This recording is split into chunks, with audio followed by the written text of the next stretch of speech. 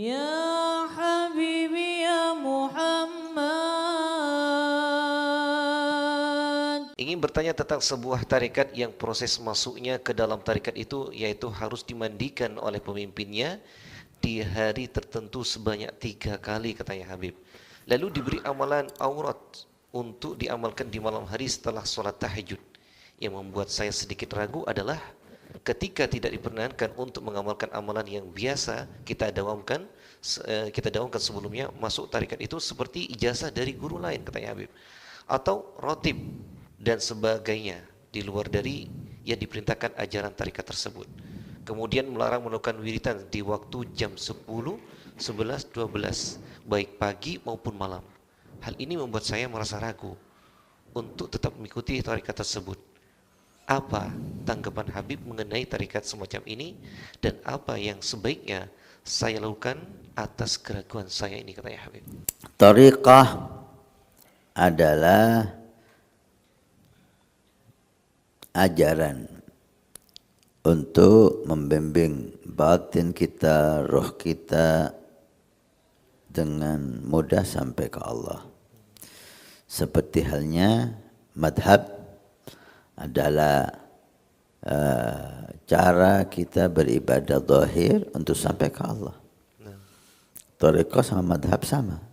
Madhab ibadah zahir, tariqah ibadah batin. Karena di Islam ini ada ibadah zahir, ada ibadah batin. Seperti hanya madhab, ada madhab Syafi'i, Maliki, Hambali. Demikian juga tariqah. Mereka sesuai pengalaman mereka sampai ke Allah.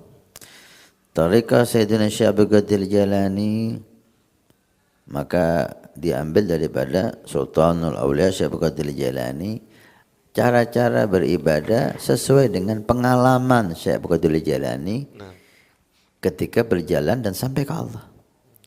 Tariqah itu pengalamannya sahibut tariqah ketika dia berjalan menuju ke Allah. Oh, dengan zikir ini, cara ini, ibadah ini, pengalaman sampai ke Allah. Sehingga dia membuat, oh cara ini yang nyampe ke Allah.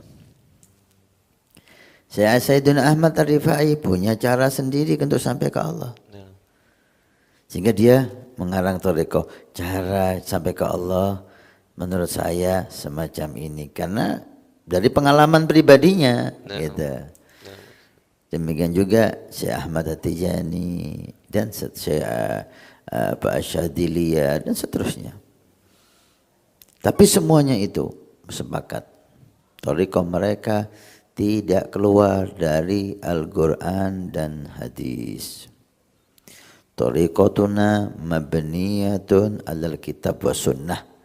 Sayyidina Imam Junaid Al-Bustami, Sayyidut Ta'ifah mengatakan, tariqah kita terbangun di atas pondasi Al-Quran dan hadis.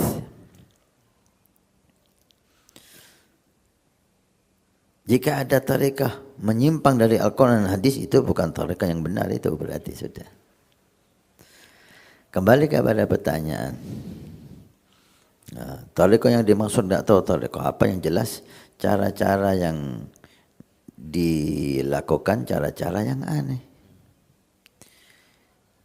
Mandi sebanyak 3 kali.